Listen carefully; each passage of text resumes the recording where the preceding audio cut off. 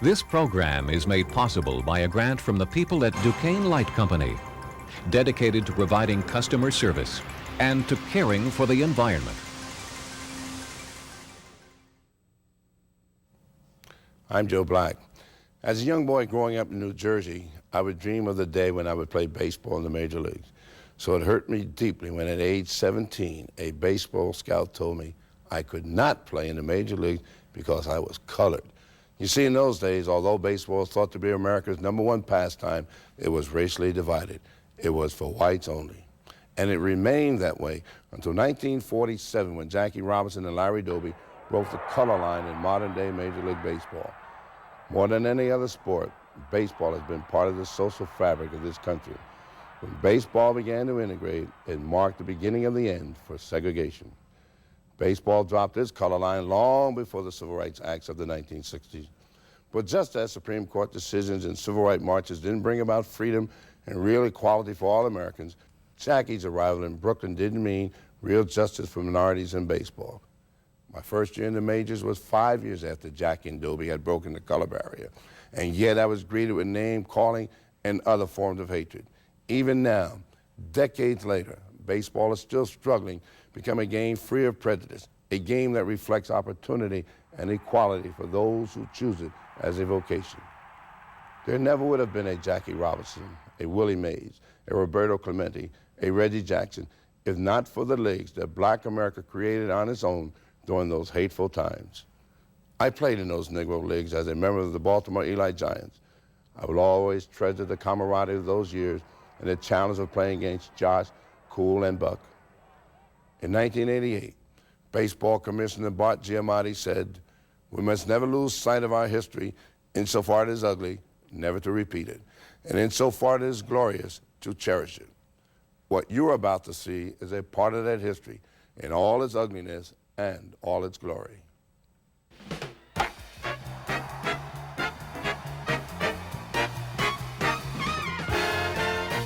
One fine morning, I'm gonna reach up and grab me a handful of stars, swing out my long, lean leg, and whip 3 hot strikes burning down the heavens, and look over at God and say, how about that?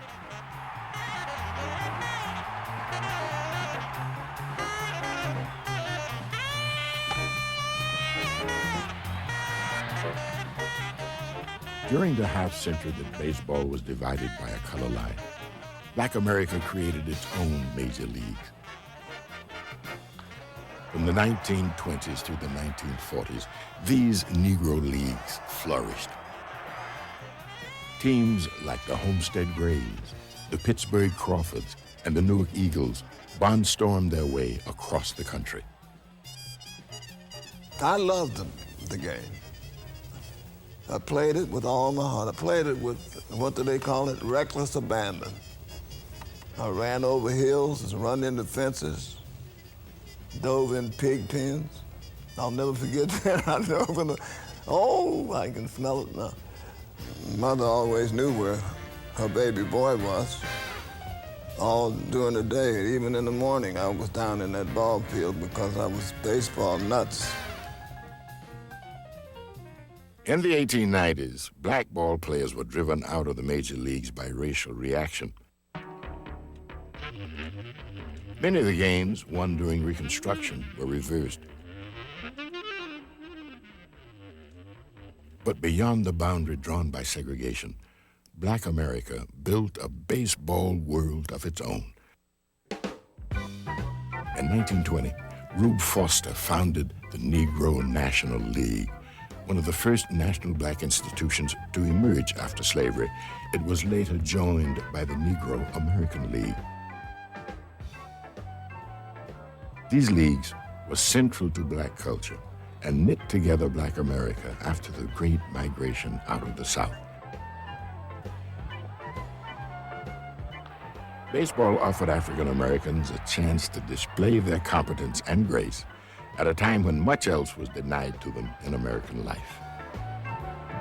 We all, at that time, struggled together. We knew how tough it was to make it, and there were a lot of people that were determined that we were not going to make it. But we said, playing baseball, that beats going to work every day, so let's play baseball. and each game, we had fun. You know, it was tough, but we really had fun because we were young, we had some talent, and we enjoyed doing it. Money was not important because you never miss what you never made. Not important at all at that time. When you talk about the Negro Leagues, you want to remember that first you saw skilled baseball way ahead of their time, of fellas who should have been in the major leagues. You saw that. You have to recall some of those plays that were made. You had to see that ball hit by Josh Gibson over Greenleaf Fall and the ball falling down on the boulevard, probably striking somebody's car. You had to see Satchel Paige say to up, but I'm going to strike you out, boy, and strike him out. Satchel Paige was overpowering fast, and when I first saw him, he had no curveball. He just had a fastball, in and out, up and down. And you knew that you were going to get a fastball, but you had to guess where. Satchel was really something. Now, I can see him with them big feet. Man, he had about a 16. And he'd plant that big foot out there, and he'd kick like that. And the dust would fly, and the ball would hit the catcher. I think he distracted the hitters and threw them off balance with that movement he had. He didn't need no windup. He didn't use no windup. He could flail that ball. I'll tell you one thing about Satchel Paige. Now, he was a great one. Now, he even one time I was up there watching him, he told all the fellas, outfielders, come on in, stand by me, and I'm striking these three out. And he did it too. Struck all three of them out. Oh, we had men about 100 could have made the big league for that's concerned. About 100, not about a 4 2s or 3s. About 100 could. They had a lot of Satchel Paiges out there. Men could throw the ball hard as me.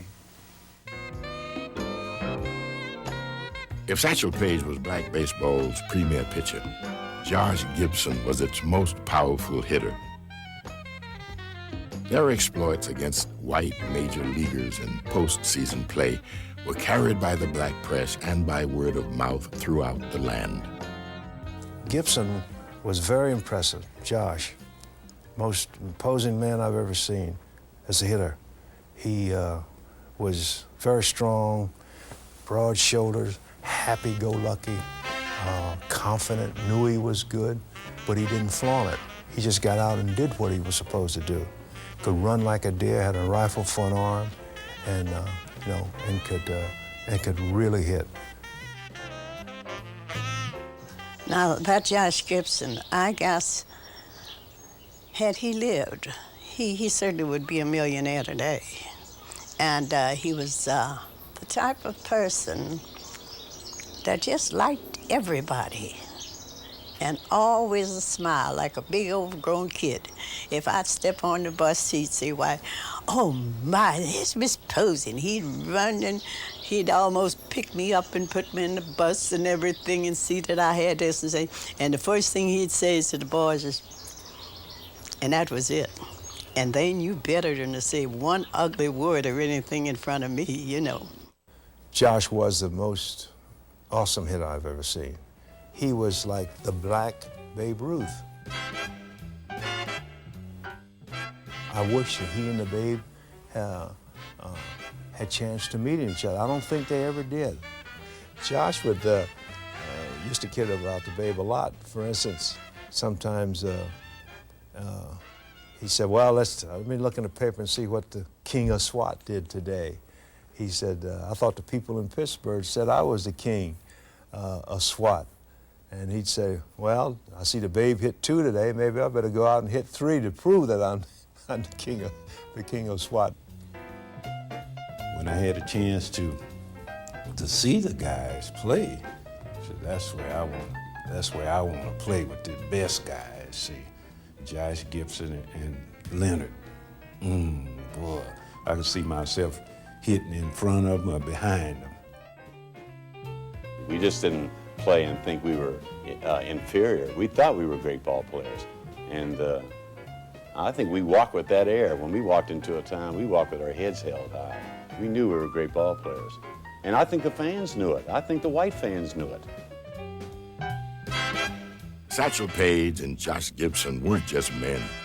They became mythical figures, heroes in spite of discrimination and the Depression. John Edgar Wideman, basketball star at Penn, Rhodes Scholar, and author, talks about what baseball heroes meant to the community. The very best black athletes who not only competed among themselves and put on a good show, but who could go out and compete against their white contemporaries and beat the stuffing out of them. And even if they didn't win, produce in the folk stories that are better than winning, in which the exploits get exaggerated and fabled. All that was very important, particularly at a time in America when race relations were at their nadir.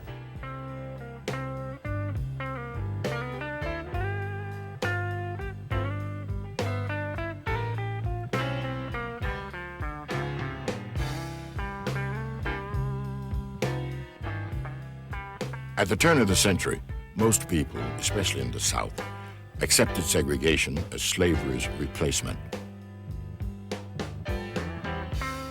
After World War I, it didn't take much urging to persuade blacks to leave sharecropping and Jim Crow behind. Mal Goode, the first black journalist to ever work as a national television correspondent, witnessed this transition.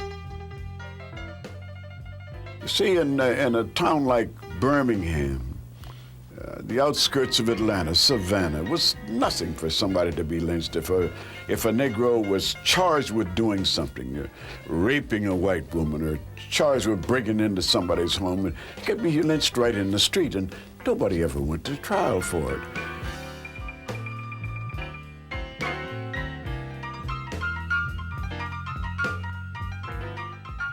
Many came in search of new opportunities, but life in the North was no promised land.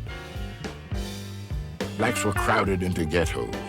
They were denied equality in the workplace and a voice in politics. The community was divided between northern-born and southern migrant. Sports took on special significance.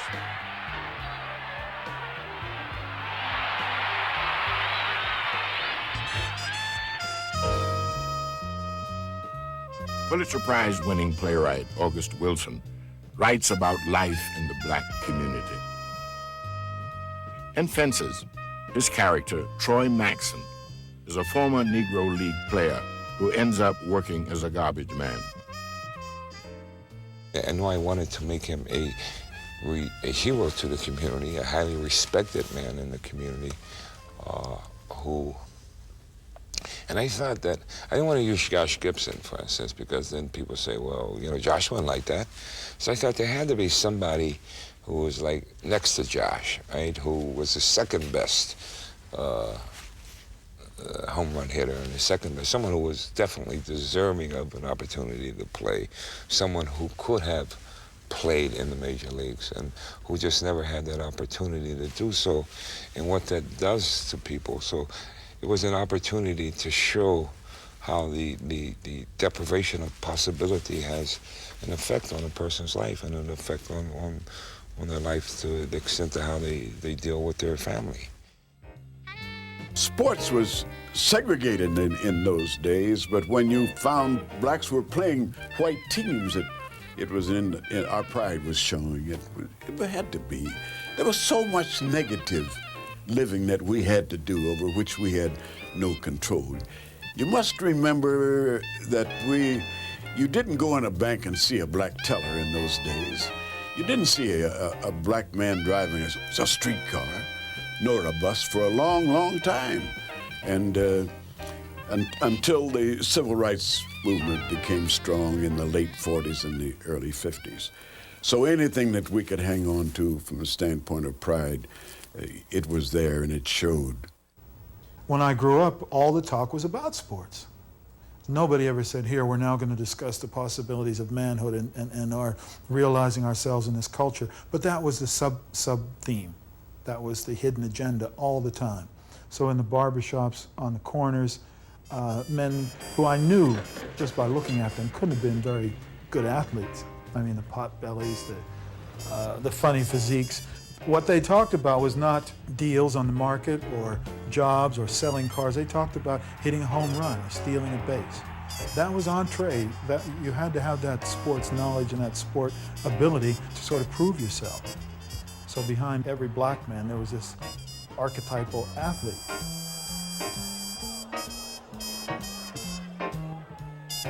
Sports and music are actually the only two avenues of participation in American society that are open to black, or that have been the traditional roads to participation. You see, because all of our heroes are either athletes or musicians. At the turn of the century, Homestead, Pennsylvania was the kingpin of Andrew Carnegie's empire of iron and steel. The nation knew it best as the site of the bloody 1892 shootout between striking workers and the company's Pinkerton detectives. The black community that formed there did more than simply labor in Carnegie's mills. In 1900, Homestead's black steel workers formed a ball club that would become a sporting legend. When Homestead Grays played, it was considered an event for our group, you know. So then, of course, all the ladies would get their husbands to take them out and whatnot to see the Homestead Grays. When you're talking about Homestead, there's only one primary factor. You had to think about that mill that stretched about 3 miles along the Monongahela River, Homestead, Pennsylvania. And most blacks worked in that Homestead mill. It was the town, and when you tied that in with the Homestead Grays, you're talking about one of the prized possessions of the black community, the Homestead Grays Baseball Club. Cumberland Posey was the architect of sport in black Pittsburgh. He joined the Grays as an outfielder in 1911. Posey managed the team during World War I and owned the Grays by the early 20s. Well, I saw a fella named Cumberland Posey take a group of players who had been playing in the steel leagues early in the 1900s and organized them into a team that would play on Saturdays, and no Sunday baseball, that wasn't allowed in Pennsylvania, but on Saturdays, twilight games, 19th Street grounds, Forbes Field, play like white ball players played. They played the game as good, if not better, because in the steel leagues, they were playing mostly with white players. Posey recruited some of the nation's best ball players to play for his team. Baseball historian John Hallway talks about the Homestead Grays. Oh, they had a Hall of Fame team. They had Oscar Charleston, perhaps the greatest black player of all time, who had been a terrific center fielder compared to Tris Speaker in the field. Some people called him the Black Ty Cobb, and others said, no, Cobb is the white Oscar Charleston. Smokey Joe Williams, a great Indian, half black pitcher, 6'3" or so, had a record against white major league stars of 21 victories and 7 defeats. Of course, they played each other frequently in October. And he's beaten Walter Johnson 1-0. He's beaten Grover Alexander. He beat Chief Bender, Wade Hoyt, all of whom are Hall of Famers. And Smokey Joe is not yet a Hall of Famer, and very well ought to be. By 1930, Cumberland Posey had transformed the Homestead Grays from a squad of steelworkers into the champions of the Negro Leagues. But on the sandlots atop the city's hill, a challenger emerged, the Pittsburgh Crawfords.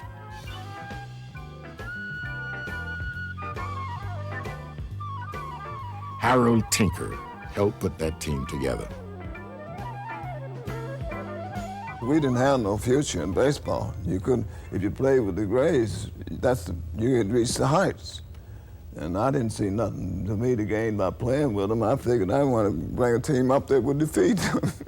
So maybe we would be in the spot they were in. And I worked towards that end. And every team that I changed from, I took that nucleus of players that I knew in my heart would be coming towards that aim. At the core of that nucleus was Josh Gibson, whose father had come north from Georgia to work in one of Carnegie's mills.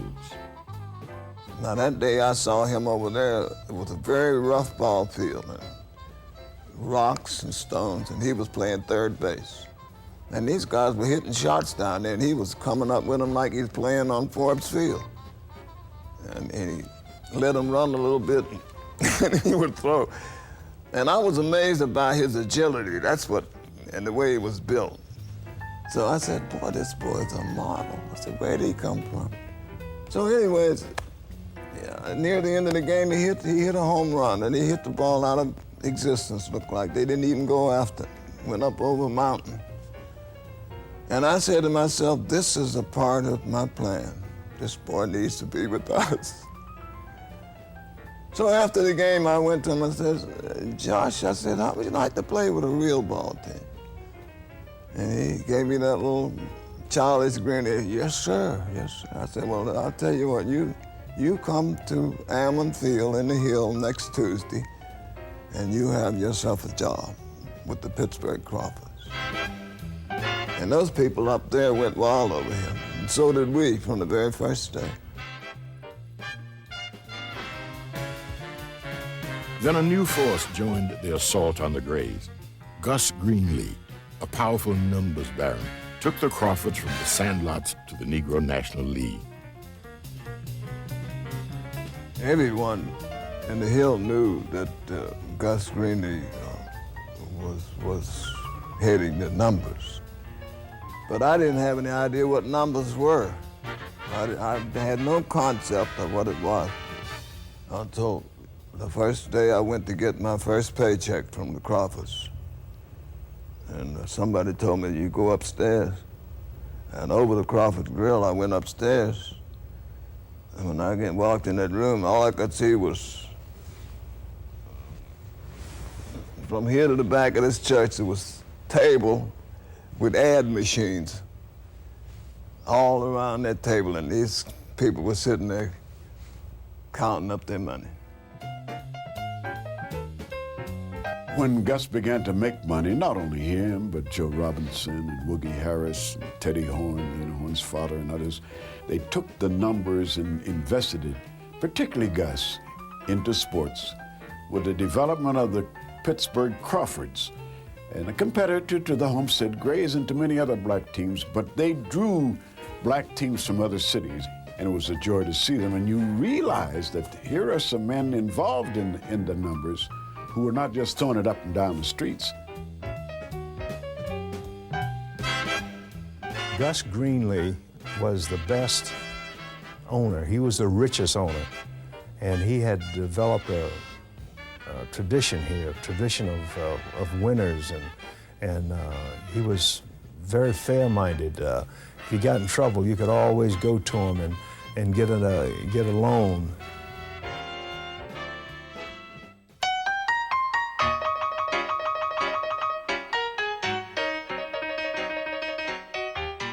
Gus Greenlee owned the Crawford Grill, a mecca for jazz.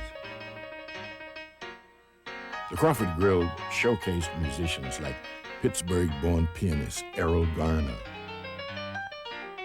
Mary Lou Williams, who grew up on the Hill, and Billie Holiday. All the people used to flock to the games, and after the games, they would flock to Crawford Grill #1. Later on, it became so successful until he opened Crawford Grill #2. Had good entertainment, served great food, and there were, plenty of girls so that, the ball players could meet them. This is why we got really excited.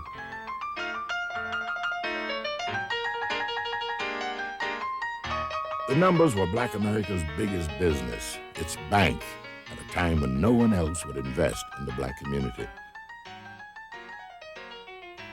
During the Depression, Black ball clubs around the country depended on the numbers men to keep them afloat.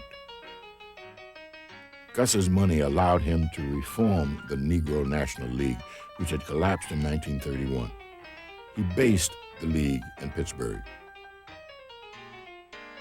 When he took the ball team, he let us know that when he took it, that it was his intention to not leave it a sandlot or semi-pro team. He was going to the top. We played the Grays. And this boy that almost beat the Grays in our first game, Harry Tin Can, we called his name was Ken Cannon. He started the game. And the Grays got 3 runs off him in the first inning. And then they warmed this Satchel boy up. And I tell you, he wasn't throwing anything but fastballs. The Grays hardly hit a hard foul for the rest of that ball game. We scored 5 runs and beat them 5-3. Greenlee raided the Grays of many of their best players, taking Oscar Charleston and Judy Johnson. He built the first Black stadium in the country and called it Greenlee Field. Greenlee would advertise, come to the game, et cetera, et cetera. Josh Gibson is guaranteed to hit 1 home run, and Satchel Paige is guaranteed to strike out the first 3 batters. It was a darn good way to bring fans in. He had Pepper Bassett, a catcher who caught Satchel in a rocking chair. So he would do things like that to draw a crowd. The Crawfords were Black baseball's answer to the 1927 Yankees. With Hall-of-Famers, Cool Papa Bell, Judy Johnson, Oscar Charleston, Satchel Paige, and Josh Gibson. They might have been baseball's best team ever. The Crawfords and the Grays became Negro League dynasties and made Pittsburgh the center of Black baseball.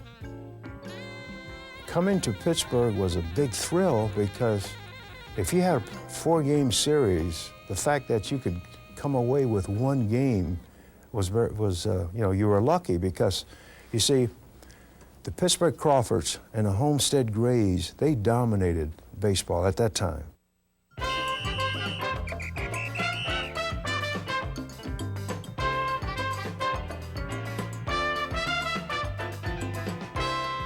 After the World Series each year, the best Negro leaguers followed the sun to the Caribbean. There, Black, white, and Latin athletes played ball together. The Negro leaguers found new fans and new dollars and were treated like kings.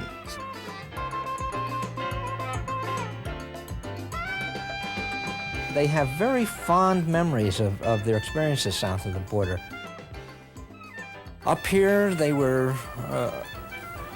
had to ride in segregated trains. They had to stay in black hotels. But when they got down to Mexico and Puerto Rico, they were heroes. Their pictures were on the front pages of the magazines. The fans went crazy about them. Latin ball meant more than just another paycheck. When shortstop Willie Wells left the Newark Eagles to play in Mexico one season, he wrote the Pittsburgh Courier to explain why. "Not only do I get more money playing here," he said, "but I live like a king. I didn't quit Newark and join some other team in the United States. I quit and left the country. I've found freedom and democracy here, something I never found in the United States. Here, in Mexico, I am a man." My first season with Homestead Grade was $85 a month. My first season. The most I ever made in colored baseball was $1,000 a month. course, now when you went to foreign country, when you make a little more than you made over here. I played ball in Cuba for about 4 years and played in Mexico about 4 or 5 years. We got more money for playing than we did over here in the United States. Got treated better over there. In the spring of 1937, Gus Greenlee's club was torn apart by the volatile politics of a Caribbean island. Rafael Trujillo, the general who made the Dominican Republic into his personal fiefdom, renamed Santo Domingo and its baseball team after himself. Ciudad Trujillo wanted the best ball players in the world to fill its lineup. And then I think what really killed him was when Rafael Trujillo enticed all of his stars down to the Dominican Republic in 1937 to play there. Apparently they came up and opened up big suitcases full of bills, and these guys, their eyes bugged out at all the money that they had there, and so they took Satchel, they took Josh, they took Bell, they took a lot of other stars. Trujillo's team won the Island Championship, but Gus Greenlee never recovered from the blow. He gave up baseball, and Greenlee Field was torn down, replaced by a public housing project. But Cumberland Posey and the Homestead Grays were on their way back to the top. Posey now, who had been eclipsed by Greenlee, was able to recover. He got Josh Gibson back for, I think, $2,500, a magnificent sum. And as Buck Leonard says, we just took off after that. He just put new life into the whole team. Now, the 1937, that was about the greatest team I ever been on with the Homestead Grays. That's where we got Josh. And then for 9 years, from 1937 to 1946, we had the greatest team.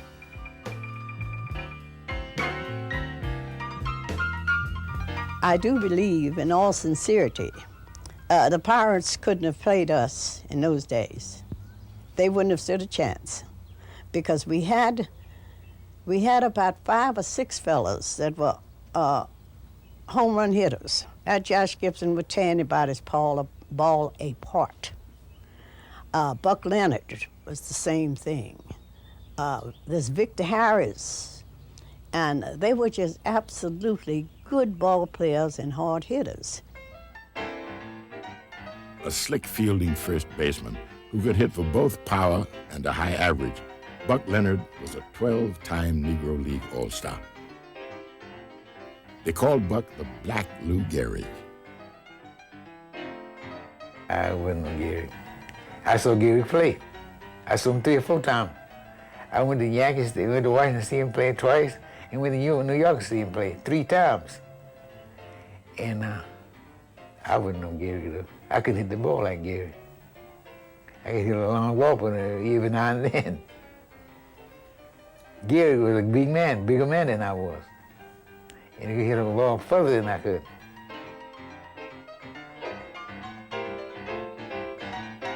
The Grays and other black teams barnstormed their way across the country, living on buses, playing 2 or 3 games a day. Baseball was something that I could do, and I loved it. Enjoyed all the years that I played. And I had a lot of fun, but it was a little work in it too.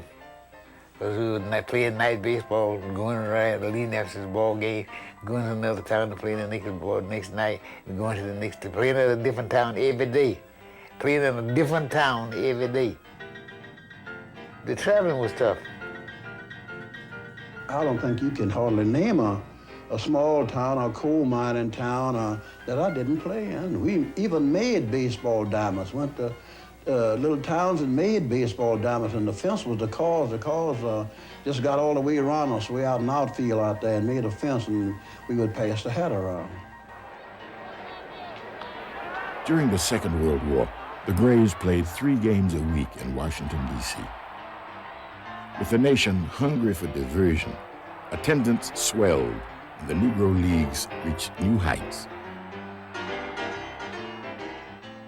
Washington Senators owner Clark Griffith saw the Grays play in his ballpark, and he knew how good they were. Clark Griffith said we were down to the dugout in 1938 when we were playing. I don't know who we were playing, but so you want to see Josh and myself in the office at the end of the game. End of the game, we went up to his office, and he asked us, "How would you feel like to play Major League Baseball?" So well, we were like, "It's fine." "You think you could play Major League Baseball?" So well, we would try. "So you think you could hit Major League pitching?" So well, we could hit some of them, and some of them we couldn't hit. Well, he said now, the reason why we hadn't got you colored baseball players on the team, the time hadn't come for you fellas to get on the team. The time hadn't come for us to be integrated.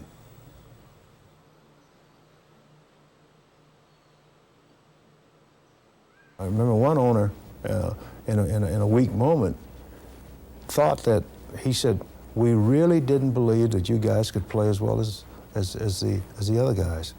I said, "We played with the same ball, the same bat, the same equipment, and you know, why did you think that?" He said, "Well, I don't know. I just thought that even though you played in your own league and you're pretty good, you could not play in the major leagues." And that was dispelled right away by Jackie Robinson. In 1945, Brooklyn Dodger president Branch Rickey made baseball history by signing Kansas City monarch Jack Roosevelt Robinson to a contract with the Dodgers Montreal Farm Club. The news electrified Black Americans who embraced Rickey as a man of courage and vision.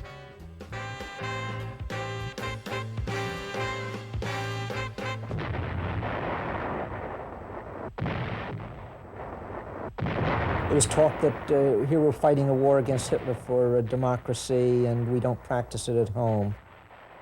One reason I think it integrated was that Kennesaw Mountain Landis, the commissioner, died in 1945. He had, I think we can look back and say that he had been a strong opponent of integration. And it's not just a coincidence that very quickly after his new replacement was named, Happy Chandler, who was a senator from the South. After Chandler became commissioner, the doors finally did open. The day that the news announcement was made that Chandler would be the new commissioner, Rick Roberts of the Pittsburgh Courier and the Washington Afro-American rushed to his Chandler's office on Capitol Hill and said, "Mr. Senator, if you're the commissioner, would you approve blacks in the Negro Leagues and the major leagues?" And Happy, who had made a trip to the South Pacific, had come back very impressed. He had seen black soldiers, and he told the reporter, Rick Roberts, he said, "Hell, if a boy can die in Guadalcanal, he can make it in Major League Baseball." That was the green light, really. I think Branch Rickey couldn't have made a move without that green light. If one views Branch Rickey in terms of the economic realities, rather than Branch Rickey as the emancipator, you'll see that what Branch Rickey saw was the writing on the wall, that after the services were integrated, I think he had vision, in fact, of knowing that there was no way of holding this tide of black, talented black people, black athletes, angry black men coming back from the service. All eyes turned to Robinson, who played a season in the minors and entered the major leagues in 1947. Jackie Robinson was a vexed figure for me. One thing you were taught is not to put your behind out there too visibly. So, somebody like Jackie Robinson was potentially a troublemaker, and that was scary. And so my response to him was ambivalent. On the other hand, I was rooting in my heart and soul, rooting for him. But he was worrisome. as well as a hero, as well as somebody who was opening up vistas and possibilities. As a kid, I didn't understand politics. I didn't understand the larger movement. I worried about the guy. I thought, you know, he's gonna suffer. Something's gonna happen bad to him, and possibly happen bad to me. Some of the owners were calling Branch and saying to him, you know, Branch, you're gonna kill baseball, bringing that nigger into baseball. And he said, you run your club, and I'll run mine.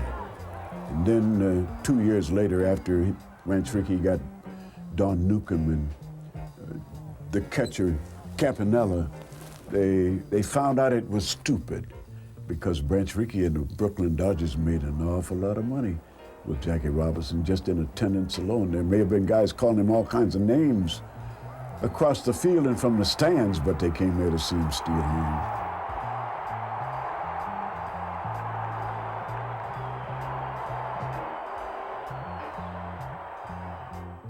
Soon Jackie Robinson was joined by a handful of players from the Negro Leagues, including Willie Mays and Monte Irvin. Irvin spent World War II in the Army and then returned to the Negro Leagues, where he was black baseball's most valuable player in 1947. Signed by the New York Giants in 1949, Irvin sparked the club's historic comeback to beat the Dodgers for the 1951 pennant. He led the league in runs batted in and hit over 400 the last 6 weeks of the season. When I first played in the majors, it was like a dream come true, even though I'm almost 31 years old. Never thought that, before the war, I never thought that I'd ever get a chance because the feeling was so intense at that time. I thought, well, one of these days somebody might make it, but you know, probably I'll probably be too old. So when I got the chance, I was very excited about it, and I was lucky enough to play for a guy like Leo DeRocha. He called Hank Thompson and I into his office and said, "Listen, we're delighted to have you," and he said, "I don't care what color you are, as long as you can play ball on this club." When I was signed to Major League Baseball club, I figured I should have been there in the first place. See, I knew I had great confidence in my playing ability, see. So I was, well, this is a piece of cake for me. I felt that it was going to be easier to play in the major leagues than down there in the Negro leagues, because those guys would knock your head off, man, if you're a long ball hitter and whatnot, and the playing conditions weren't that good. Lights were pretty bad. So once I got a shot at playing in the majors, man, all that big light and everything, I said, oh, this is great. It's so much easier, see. If the majors had taken, if they had taken or accepted the black players, say 10 years before, then they would have gotten the real stars. I wish that people could have seen Ray Dandridge play third base. If you saw him, you'd never forget him. He played just like Brooks Robinson and all those other great third basemen. But he had that certain flair, the way he would throw the ball. And he would have been a natural attraction because he was so, you know, kind of flashy like it. People would have come just to see him feel the ball.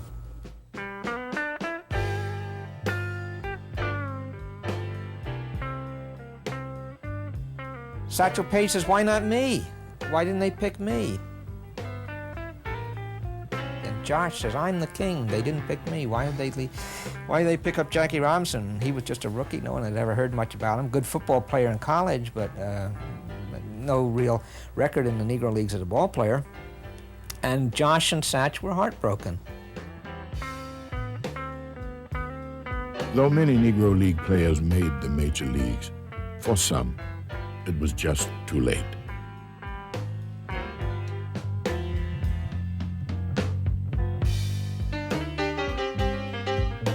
Then all of a sudden he got sick and died without feeling the thrill of playing in the majors.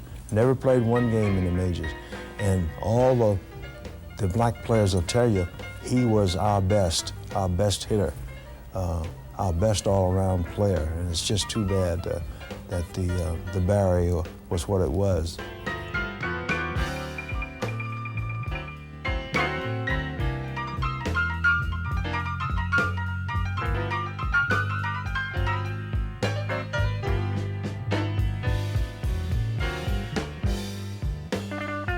Most of those boys with the original Crawfords would have played in the high minors at the least.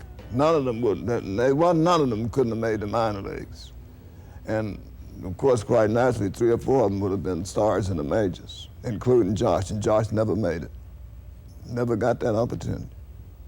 And I know Campanella couldn't hold Josh's glove. We went crazy about Campanella. Campanella used to sit on his haunches and throw them out, but he couldn't throw them out like Josh did. And I know Campanella hit home runs, but he never hit home runs like Josh. And all he kid needed was the chance to do it in the majors. He would have been something. I believe that. And I'm sitting on holy ground right now, and I sure wouldn't say it if I didn't believe it. Although he was at least 42, Satchel Paige finally made his major league debut. He won 6 games while losing only once as he helped the Cleveland Indians win the 1948 World Series. He played until he was 46 and returned again to pitch 3 shutout innings when he was 59.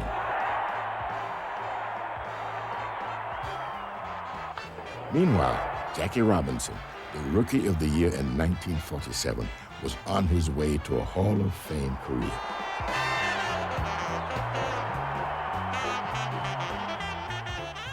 And when Jackie stole home on Ostermuller, Fritz Ostermuller, who's dead now, at Forbes Field, I was in the stands on the third base side.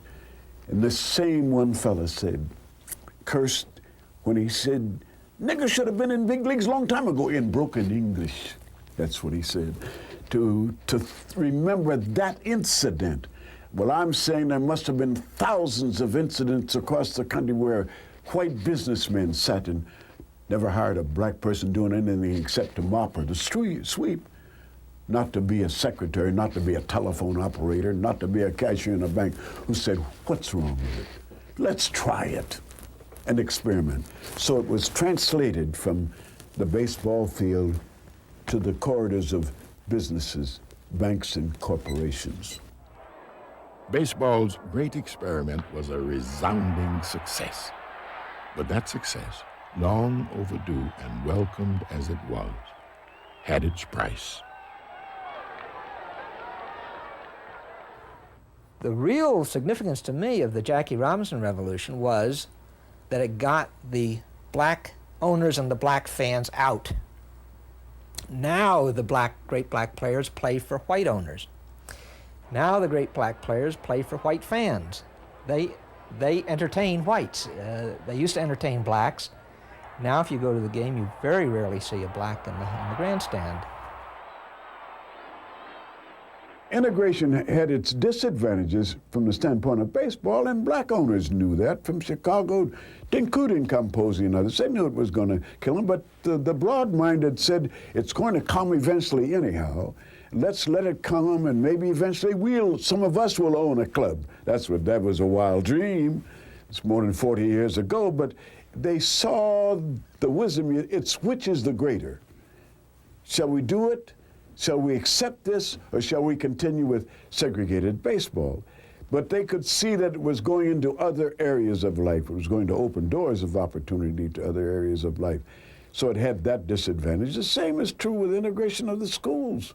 We gained something, but we lost something too. But I think what we gained was the greater, that we got our self-respect. And you have to be black to understand what that meant. I think that a lot was lost when the Negro Leagues went belly up. I think a lot was lost when the black colleges began to lose students and funds. After all, this is supposed to be a culture or a society of diversity. And so rather than have those institutions sort of change the total picture, change what we all do, we lost them. And that is, to me, continues to be a great loss. That's not what integration is supposed to be about.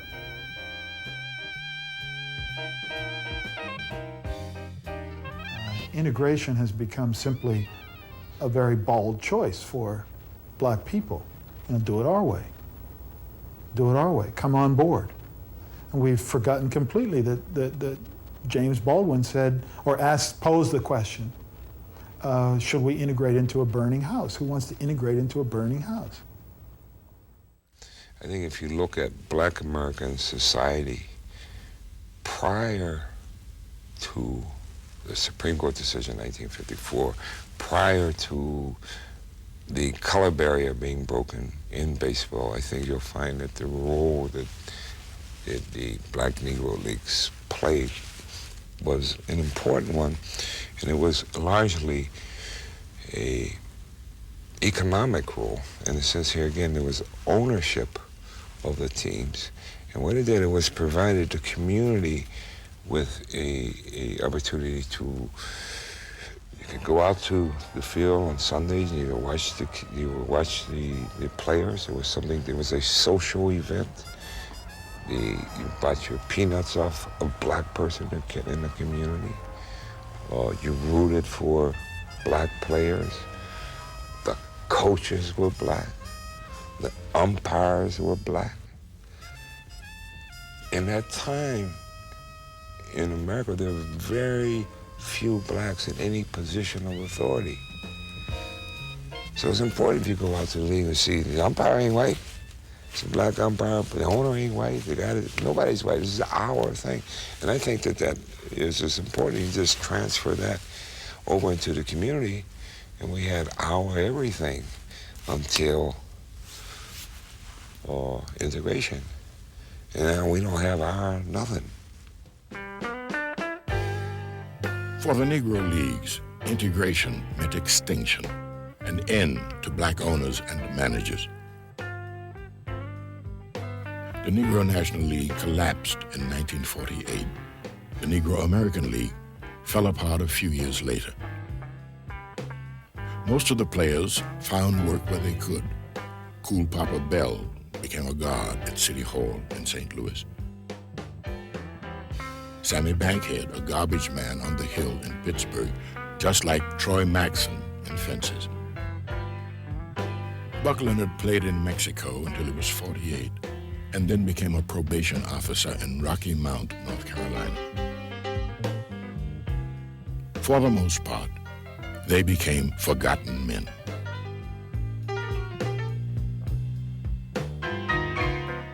I know the time when the Crawfords were coming along, that was a bad time for this country, for not only the blacks, but for the majority of poor people. It was bad. And they could come to a baseball game, forget about all it was. And you know, that's what satisfied me. I made a lot of people happy. Every time I make a great catch, I say, look at them, man, they're turning somersaults and them folks is worried to death. And I was just as proud of making them happy. And when I'd come in, you'd think I had $1 million. Because I had seen something happen to people that were down. That's how much baseball meant to them.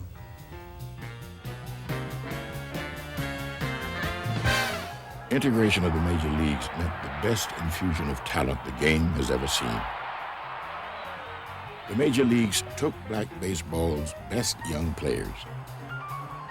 Henry Aaron, Ernie Banks, and Willie Mays.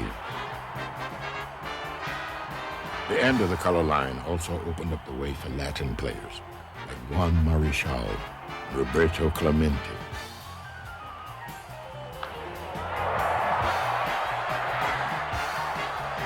Baseball was changed forever.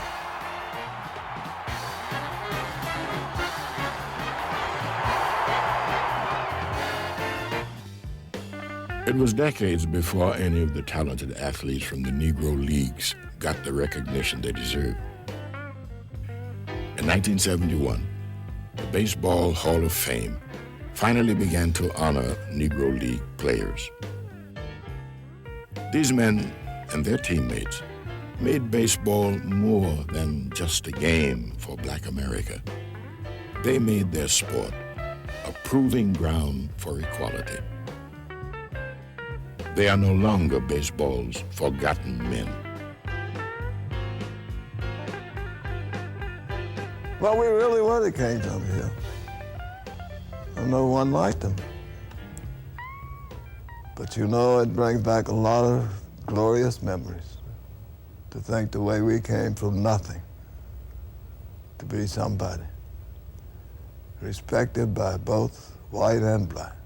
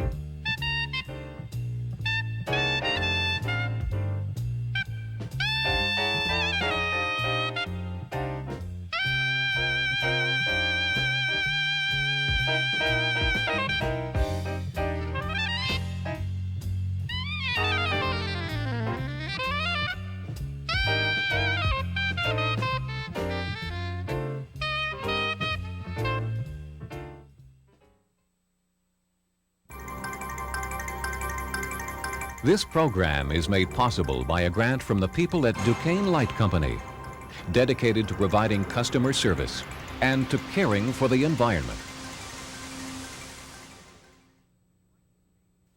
If you like this tape, you'll probably enjoy some of the other titles in the Pittsburgh Home Video Collection. All these shows celebrate some of what makes Pittsburgh an unforgettable place. To buy home video cassettes of other programs, call 412-622-1307. You can call Collect if you'd like, or write QED Enterprises, 4802 Fifth Avenue, Pittsburgh, PA 15213. They're really good shows. The Pittsburgh Home Video Collection. Come on, get another one.